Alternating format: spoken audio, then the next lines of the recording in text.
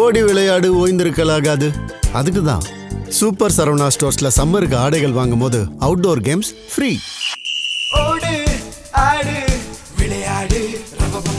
Super Saravana stores summer கோடையை கொண்டாடலாம்.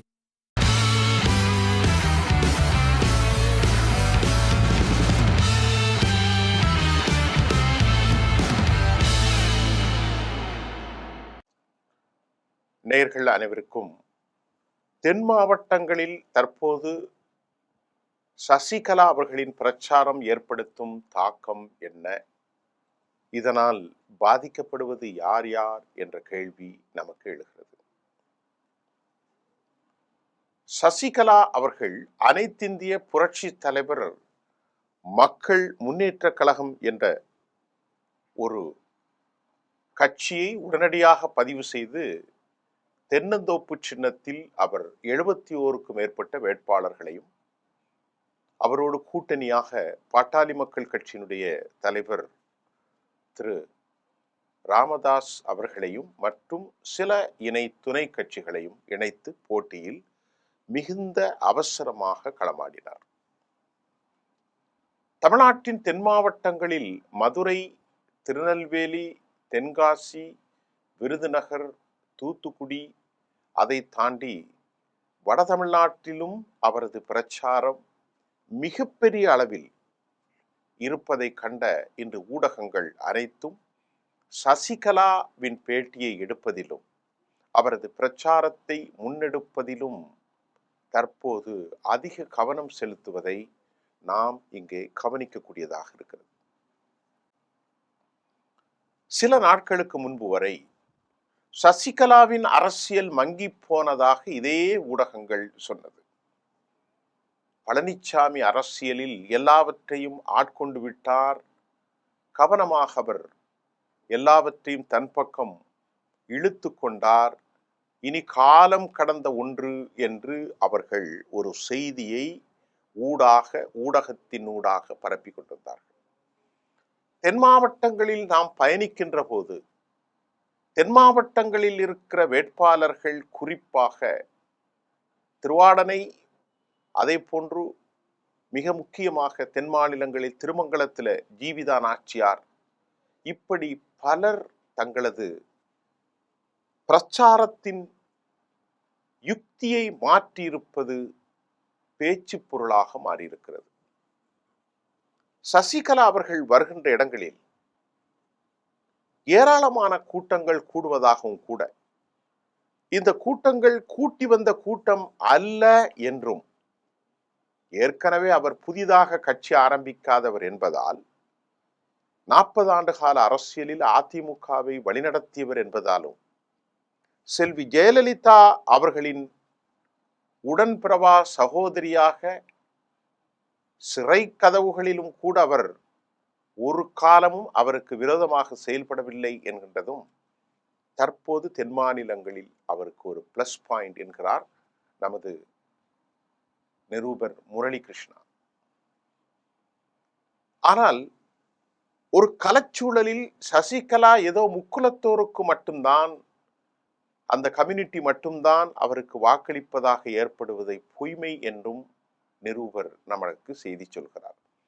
அவர் அதற்கான காரணம் என்னவென்றால், ஒரு சாதிக்குள் அடைப்பதற்காக தமிழ்நாட்டில் சிலர் அவரை முயற்சி செய்தாலும், அவர் போகிற இடங்களில் அதிமுகவினர் பலர், அவர் சொல்கிற விவகாரத்தை அப்படி நான் உங்களுக்கு சொல்கிறேன், அதிமுகவில் பலர் அடிப்படைத்துவமானவர்கள், அதிமுக மட்டுமே தமக்கு தெரியும், இரட்டை இலை மட்டுமே தமக்கு தெரியும் என்கின்ற மக்களில் பெரும்பான்மையானவர்கள் பல சமூகங்களும் ஆதரவாக இருப்பதால் அவர் ஒவ்வொரு தொகுதியிலும் 10,000ற்கு மேலிருந்து 35,000 வரை வாக்குகளை பெறலாம் என்றும் தென் மாநிலங்களிலிருந்து உறுதியான செய்திகள் நமக்கு கிடைத்திருக்கிறது. தோழர்களே, சசிகலா அவர்களின் இந்த எழுச்சிக்கான காரணத்தை நாம் பல ஊர்களில் கேட்டோம். 10,000ற்கு மேற்பட்ட மக்கள் ஒவ்வொரு ஊர்களிலும் கூடுவதையும் கூட நமது நிருபர்கள் களத்திலிருந்து நமக்கு தந்திருப்பதையும் பார்க்க முடிகின்றது. ஏனென்று சொன்னால், அவருடைய அந்த பிரச்சார யுக்தி, நான் என்ன தவறு செய்தேன் என்ற கேள்வியை அவர் எழுப்புகிறார். நான் என் அன்பு சகோதரிக்காக என் மீது சுமத்தப்பட்டதை ஒரு காலமும் காட்டிக் கொடுக்கவில்லை. 48 நாட்கள் அவசர கதியில் என் மீது புனையப்பட்ட வழக்கும் சதியிலிருந்து தப்புவதற்காக பழனிசாமி என்கின்ற மனிதனிடத்தில் நான் கொடுத்த பொறுப்பு மிகுந்த பொறுப்பும் கண்ணியமான பொறுப்பும். ஆனால் அவர் பேரை கூட அவர் சொல்ல மறுக்கிறார். எனக்கு எந்த விதமான நன்மை செய்யாவிட்டாலும் பரவாயில்லை, என்னை பார்த்து நீங்கள் யார் என்பது போல் நன்றி கெட்ட தன்மையாக நடந்து கொண்ட ஒரு மனிதனால் உச்சபட்ச பதவியிலே அழகுபடுத்தினேன். எனக்கே நன்றி இல்லாத, விசுவாசம் இல்லாத இந்த பழனிசாமி பேரை அவர் சொல்லவில்லை, ஒட்டுமொத்த தமிழினத்திற்கும் தமிழ் மக்களுக்கும் எவ்வாறாக நன்மை செய்ய முடியும் என்ற கேள்விதான் வாக்காளர்கள் மத்தியில் தென் மாவட்ட மக்களிடத்தில் பெரும் பேச்சு பொருளாக ஆகியிருக்கிறதாகவும் கூட தோழர் முரளி கிருஷ்ணா நம்மோடு பகிர்ந்து கொள்கிறார்.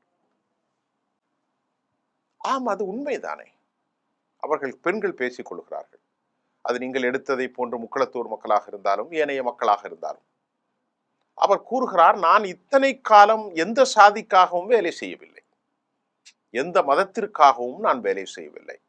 சசிகலா என்கின்ற நான் அனைவருக்குமானவராகத்தான் இருந்தேன்.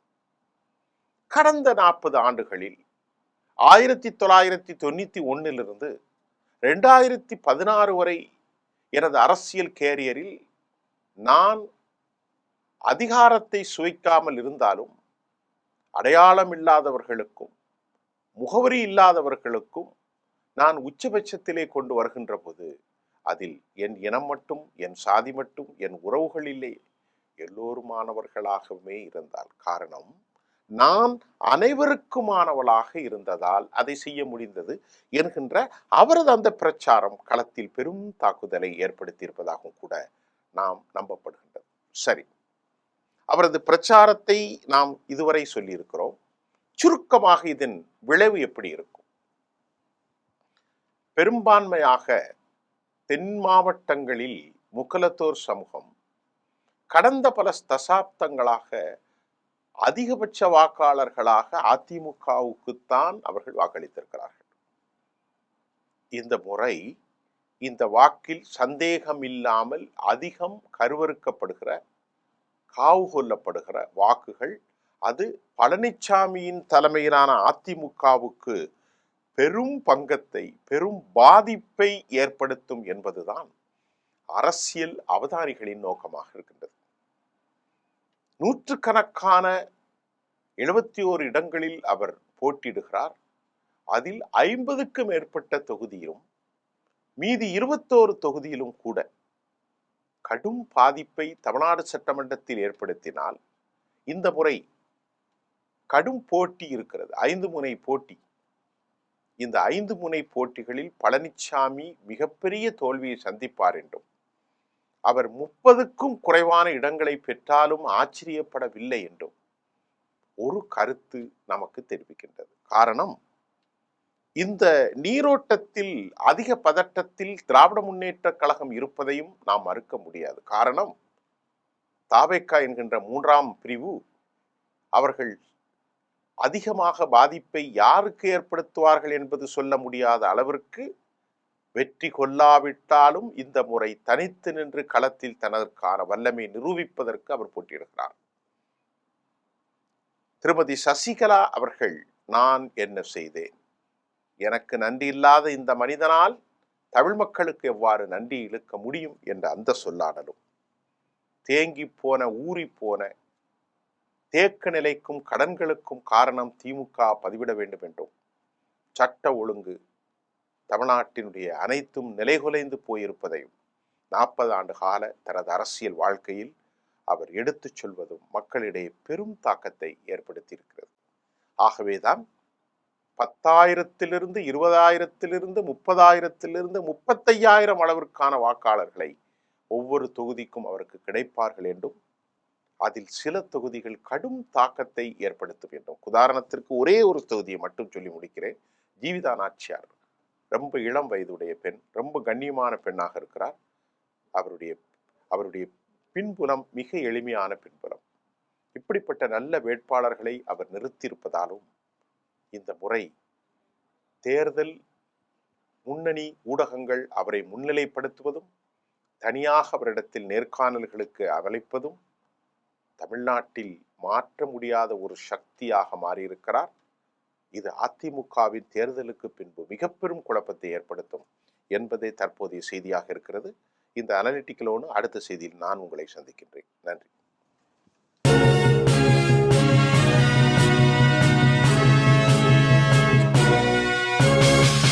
ஓடி விளையாடு ஓய்ந்திருக்கலாகாது.